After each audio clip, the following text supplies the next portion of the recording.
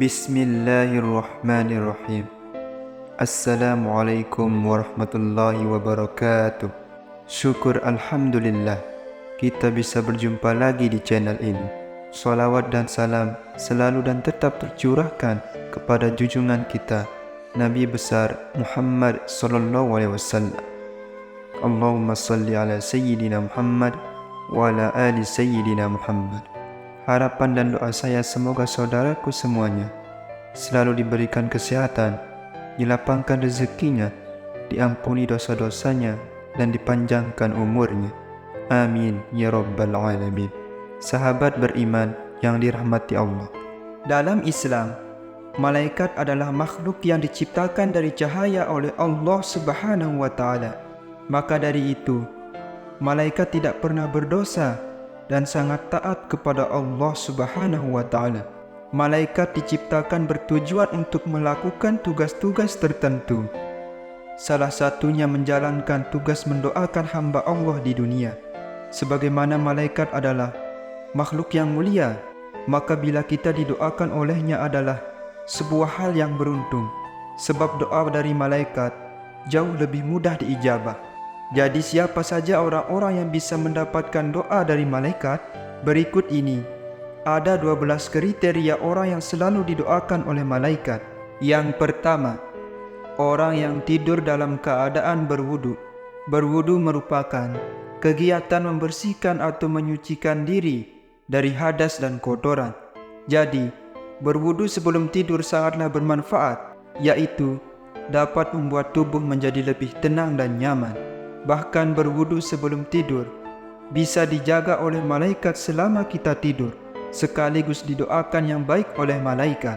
Dalam hadis riwayat Ibnu Hibban dan Abu Ummar radhiyallahu anhu pun mengatakan, Rasulullah sallallahu alaihi wasallam bersabda, barang siapa tidur di malam hari dalam keadaan suci atau berwudu, maka malaikat akan mengikuti. Lalu ketika ia bangun, niscaya malaikat akan berucap, Ya Allah, ampunilah hamba-Mu si fulan, karena ia tidur di malam hari dalam keadaan selalu suci. Yang kedua, orang yang sedang duduk menunggu waktu solat.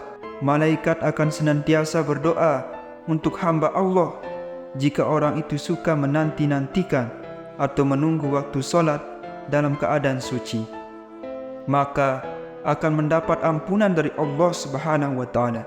Imam Ibnu Khuzaimah meriwayatkan salah satu hadis dalam kitab sahihnya bahwa sesungguhnya Rasulullah sallallahu alaihi wasallam bersabda, tidaklah seseorang di antara kalian duduk menunggu salat selama ia berada dalam keadaan suci, melainkan para malaikat akan mendoakannya, Ya Allah, ampunilah ia, Ya Allah, sayangilah ia.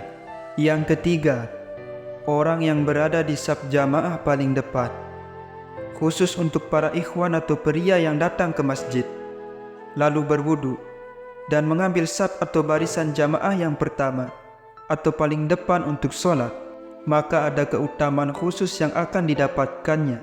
Nabi SAW menunjukkan keutamaan saf pertama dalam sabdanya, hadis berikut, sesungguhnya Allah dan para malaikatnya bersolawat kepada orang yang sholat di saf pertama.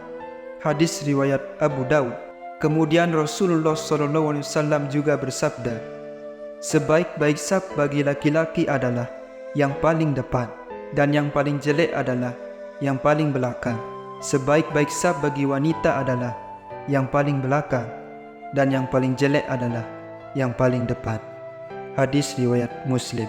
Yang keempat, orang yang menyambung saf kosong. Dalam melaksanakan sholat, barisan atau saf sholat harus sempurna. Tidak boleh ada sela-sela yang kosong.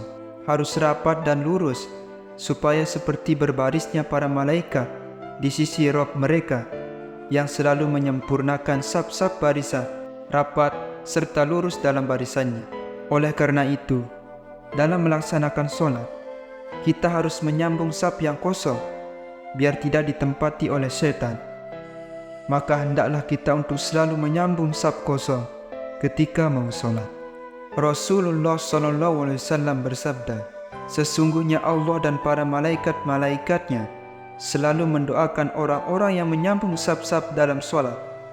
Siapa saja yang mengisi bagian saf yang lowong akan diangkat derajatnya oleh Allah satu tingkat. Hadis riwayat Ibnu Majah.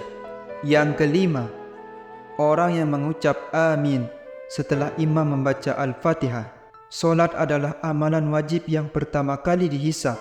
Oleh karena itu, solat harus disempurnakan dari takbiratul ihram hingga tahiyat akhir supaya kita diselamatkan oleh Allah Subhanahu wa taala kelak.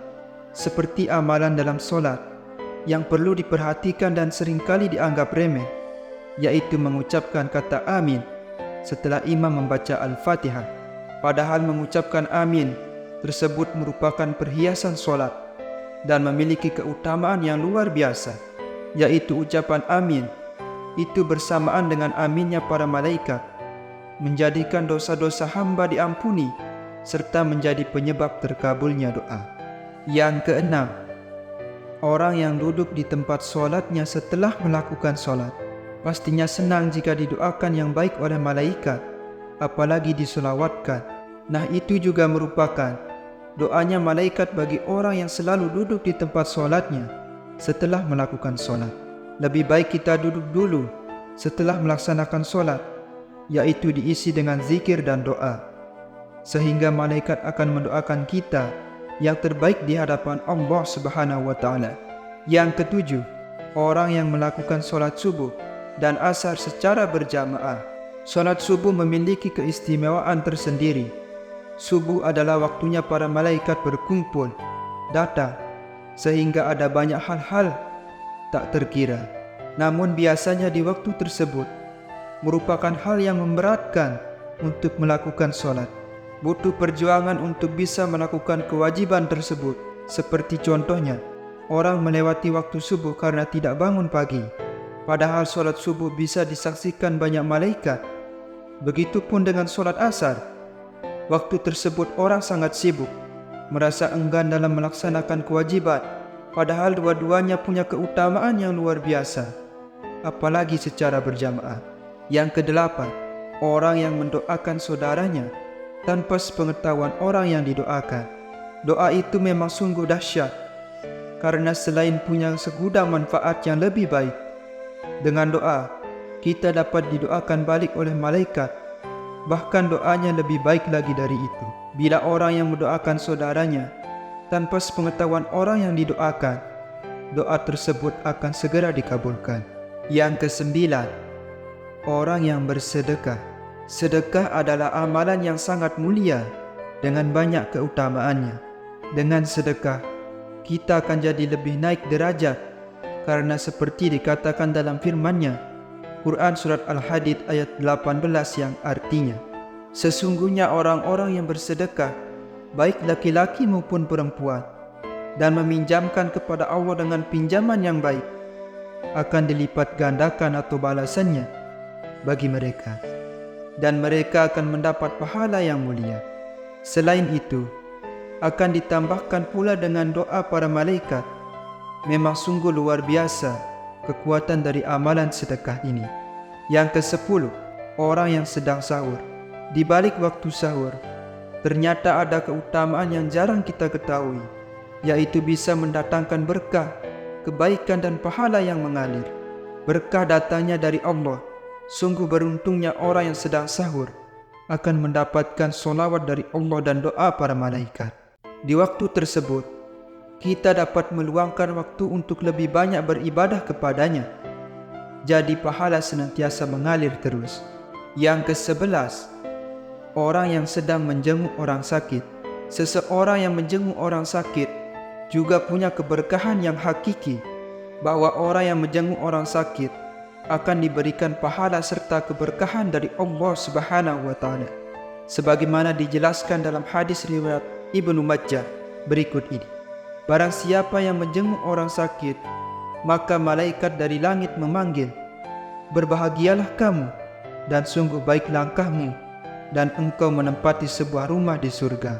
Kesimpulannya, seseorang yang menjenguk orang sakit akan didoakan oleh para malaikat, dan setiap langkahnya ketika menjenguk maupun setelah menjenguk terdapat keberkahan pahala yang berlimpah. Yang ke-12, orang yang mengajarkan kebaikan. Berbuat baiklah ke semua orang, sekecil apapun. Kalimat tersebut sudah seringkali kita dengar, tapi dari kalimat sederhana itu memang harus kita terapkan dalam hidup.